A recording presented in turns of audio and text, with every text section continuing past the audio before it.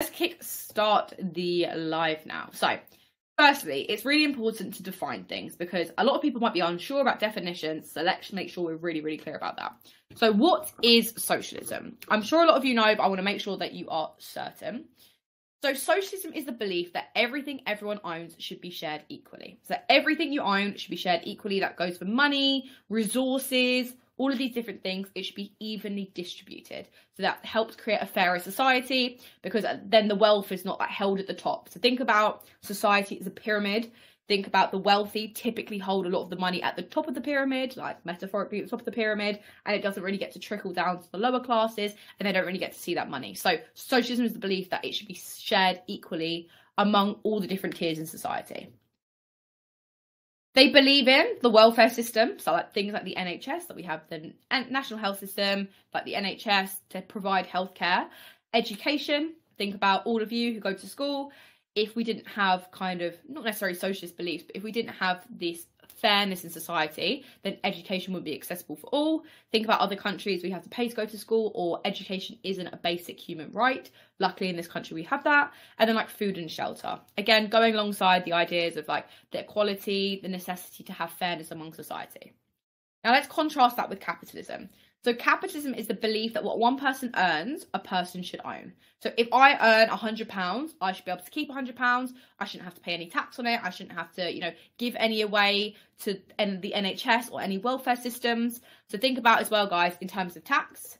Luckily, you guys don't have to pay tax, but tax goes to help like schools, NHS, all of these different things. But capitalism is the belief that we shouldn't pay tax.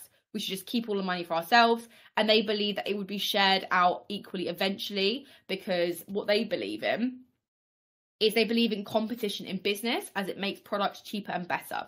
So kind of where capitalism is different, capitalism is more focused on business, socialism is more focused on people. And of course, we see that in Inspector Calls. Think about Mr. Birling. He is the personification of capitalism. So he best displays ideas of capitalism. And what is he focused on? Business. Look at the inspector. He is the personification, so like really perfectly shows socialism. And what does he care for? People. So in a really simple term that you could write down, socialism equals focus on people, capitalism equals focus on business. The Lightup Hub, it relaunches on the 30th of October, which is so exciting. And if any of you were just on my live on TikTok, you'll see I just showed everyone a little preview of it. But the 30th of October, it is in 13 days. And if you want to know the price of it and more features about it, go on our link, which is www.thelightupHub.com. It's on our Instagram, it's on our TikTok, it's on our Instagram story as well at the moment. And you can put your email in there as well. And just to show you guys a bit more as well about it, this is what it kind of looks like in terms of the courses. There's loads of different sections of the website, but this website is creme de la creme. It tops last year's website, trust me. And you've got like the GCSE texts on there, like Macbeth and Inspector Calls, A Christmas Carol, Romeo and Juliet, Jekyll and Hyde. And even if you just study one or two of those texts, I'd still highly recommend getting it, because that will still be a percentage of your grade that you'll be able to increase and boost. And then you'll see like this is what an example of a course looks like. You've got all the different sections, you've got quizzes, you've got documents, you've got notes, you have grade 9 essays, you've got practice questions, you have everything. It's the best. Like Mrs. Birling. Again, don't worry if you don't get anything down, you can come back and write. So, some key words.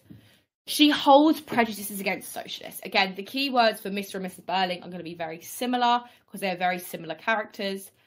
Another key word that you could use for both her and Mr. Birling is she is haughty, basically meaning she's arrogantly superior. And remember, Mrs. Birling is her husband's superior, so she's above him. So that's why we definitely see this haughtier nature from Mrs. Birling. Mr. Birling as well, but definitely Mrs. Birling. Obdurate, like we've already spoken about, she's very stubborn, she's very entrenched in her beliefs. Again, I really like that phrasing. Entrenched means that she's really stuck in her beliefs.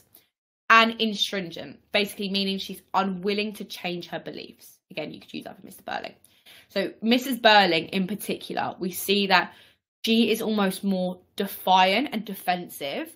And almost the way that she acts in the play is a bit obscure. It's a bit weird because she almost maintains this arrogance and this quite light nature. She doesn't seem very fazed by Eva's suicide, but it kind of seems very unorthodox. It seems a bit weird that she's like that. So it's definitely something to comment on about how she's the most unfazed member of the Birling family, and why that's quite interesting, considering as well how she is a woman. And typically women would be facing more prejudice at the time, more discrimination. And she seems the most unfazed by this all. So I think that's quite interesting. We have something on the Lightup Hub about that if you want to find out more. But in terms of a quote, she says in Act 1, "Sheila, what an expression, really, the things you girls pick up these days." She says that in Act 1. Really interesting punctuation of this one here as well. And you can see I'm going to comment on it.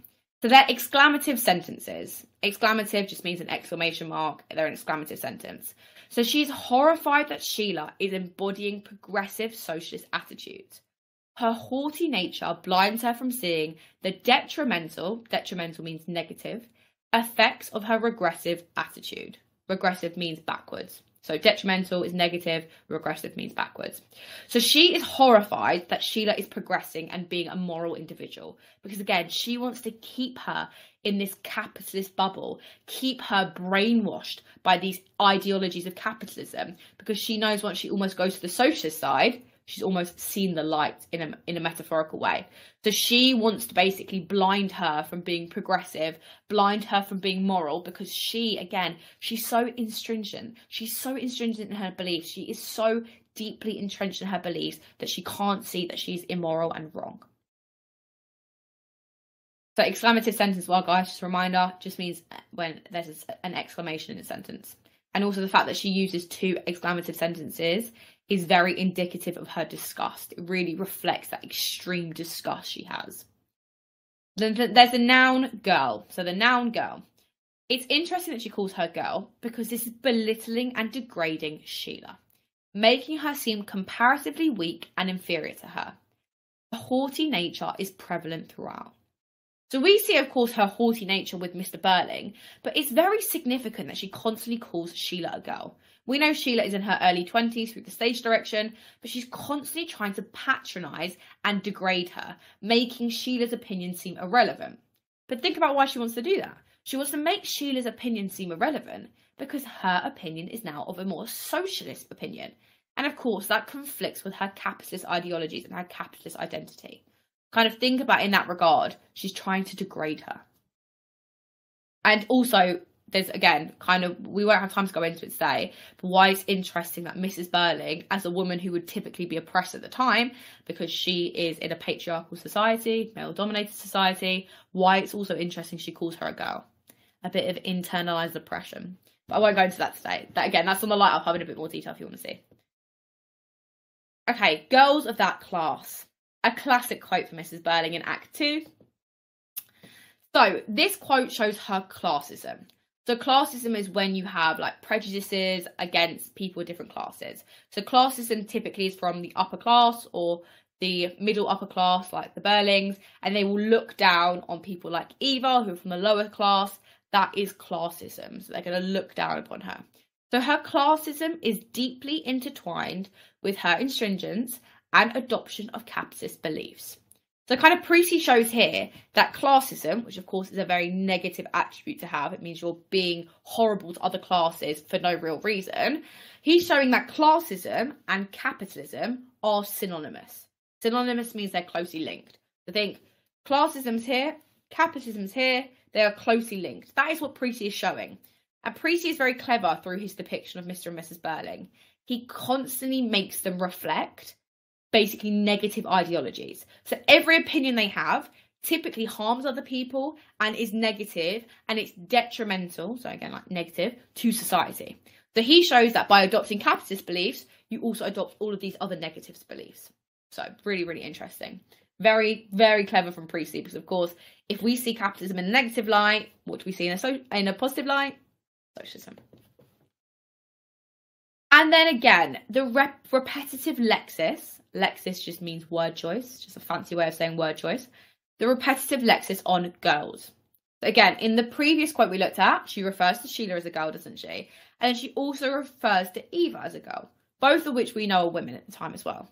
So she repeats the degrading term to make any person, particularly progressive young socialists like Sheila and Eva, look ridiculous to further emphasise capitalism as the righteous path in society. And this, again, is very, very interesting. She repeatedly uses this lexis. She doesn't use it once, she uses it throughout the entirety of the play. So it's something you could definitely comment on, and that is more high level, because if you're able to comment on repetitive patterns in language, that is a high level skill, because you're not just analysing one quote, you're analysing the different language the character uses throughout the whole play. So make sure you definitely note that down for Mrs. Birling, that repetitive lexis. She's always trying to degrade women, particularly progressive socialist women. Perhaps one interpretation could be that she feels threatened by them as an older capitalist woman. She doesn't have the chance now to change her beliefs. She may want to, but she's restricted and entrapped by capitalism. That's a good bit of alternative analysis for that.